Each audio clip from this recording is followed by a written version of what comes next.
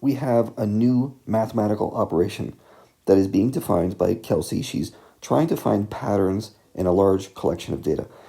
And this exercise that Kelsey is going through is actually very common with scientists and mathematicians as they try to find meaning within numbers.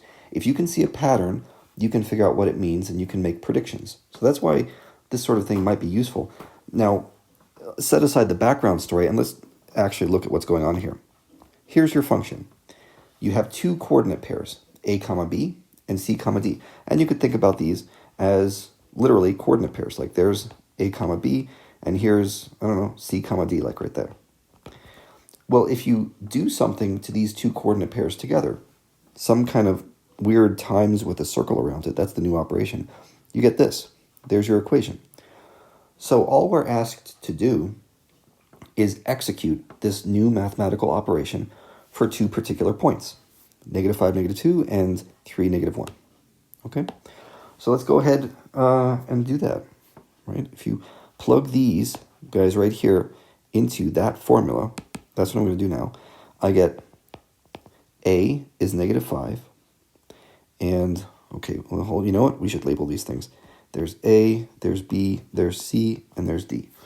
So I get -5 minus 3 squared plus -2 minus -1 squared. Okay, take a look at what I just wrote. Convince yourself that it's true, because there's a lot of negative signs in here. The only one I think that might cause you some trouble is if you miss that parentheses right there on this negative sign. So mind your parentheses. Now, we have to go in order of operations when we execute this function. So that means parentheses come first, multiplication comes next, division, and so on. And before you can even address this exponent on the outside, see this exponent over here? We need to settle what's inside the parentheses first before we do that exponent. So let's go ahead and do that. -5 minus 3 is going to be -8.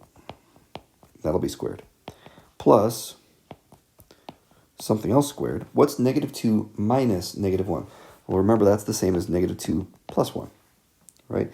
And that is the same as -1.